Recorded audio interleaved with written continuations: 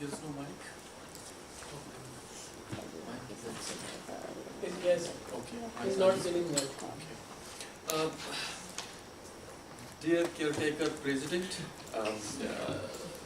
Toastmasters, and today's guest, uh, here is a question we need to rethink about.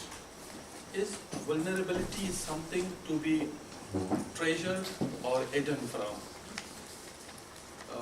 Let me share my experience with vulnerability and my attempt to fix it.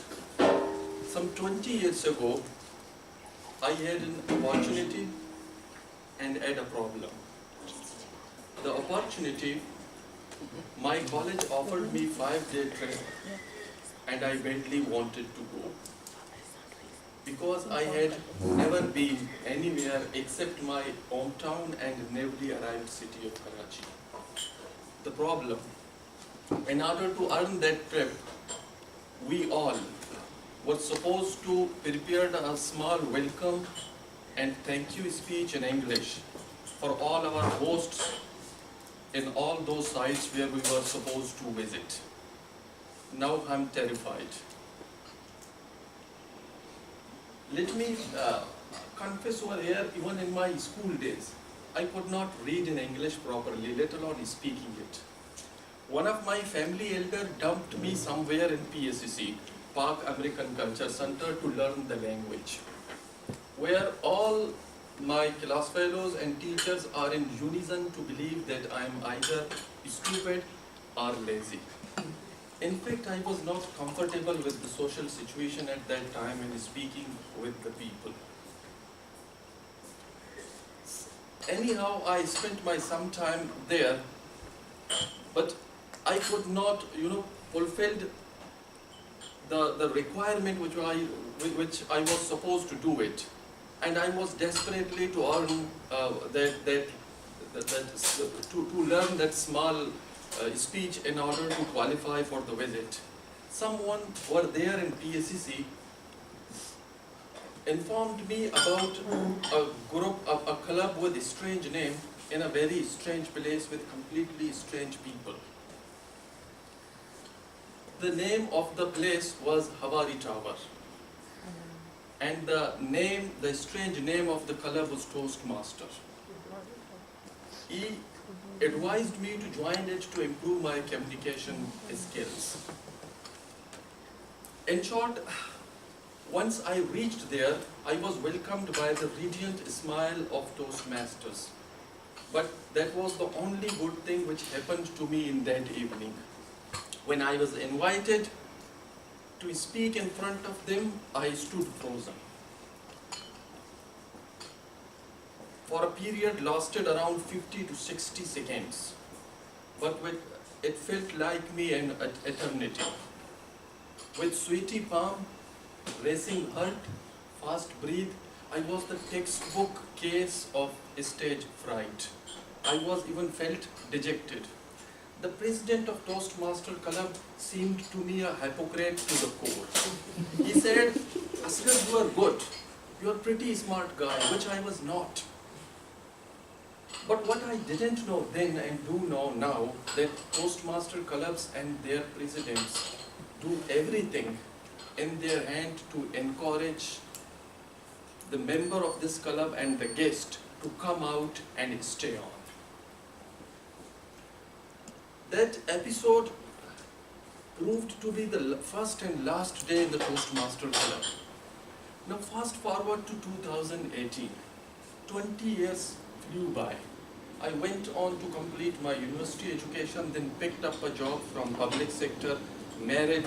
Fortunately or unfortunately, none of them demanded me to be a competent public speaker. In 2018, to be precise, the 2nd January 2018, I again had an opportunity and had a problem.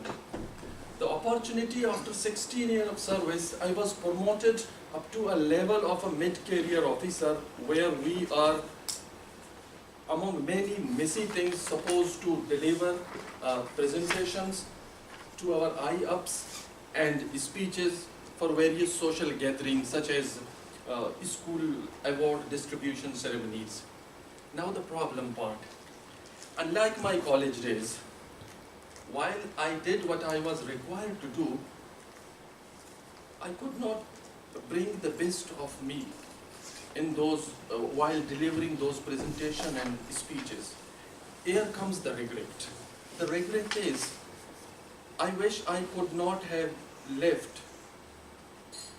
I had continued what I left some 20 years ago. Now this regret, guilt, a sense of burning desire to learn again forced me to rediscover the Toastmaster Club. To cut a long, boring story short, I discovered this club in this very room with the same smiling faces. But this time, I decided to stick around. I practiced, got it wrong, tried it again. Each project and speech, slowly, subtly, almost imperceptibly, improved me and persuaded me to face my fear of a spotlight.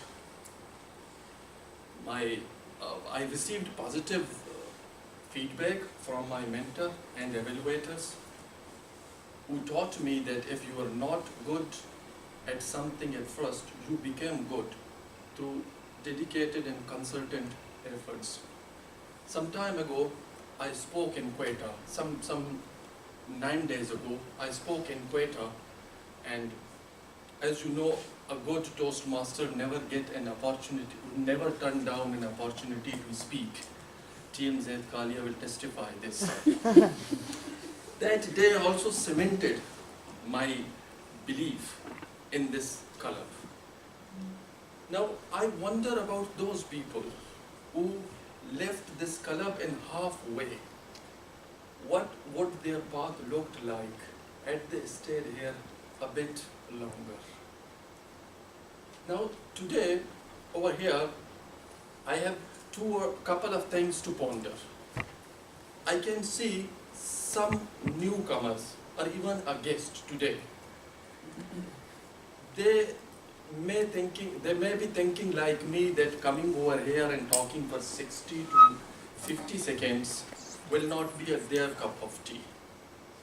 They may go away and will not turn up like me, but then they are repeating my mistakes and squandering their potential, which I did in last 20 years. Some of them may think that the problem with their personality or the problem is some sort of personal. But if you don't think that you will ever be able to talk in front of the people, believe me, you will not. Because whenever I'm nervous, I say similar awful thing about myself, such as I'm boring, nobody wants to hear me, etc.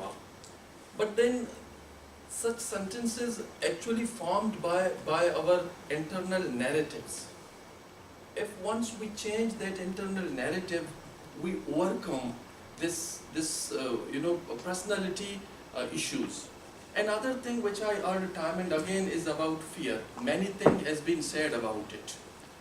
What I observed is there is a difference between danger and fear. And I found most of us equating danger with fear. Unlike danger, we can overcome our fear through preparation and knowledge. At this very moment when I'm trying to speak with you as confidently as possible, believe me, I can clearly feel the presence of my danger lurking like a demon somewhere in a dark corner of my mind, and I'm constantly fighting with it and decided to change it with the words which encourage me rather than allowing a 20 years old past bad experience to paralyze me. Secondly is about English language. English language as a second language has its own complexities, but over here we can overcome it too. I always take solace in the word spoken by Oxford grammarian, who said that no one can be expected to speak grammatically correct English all the time.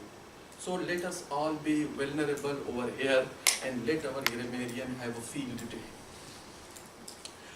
Lastly, I also think that this forum will go in any extent to help you to grow from your cocoon and nurture your mind to speak as confidently as possible.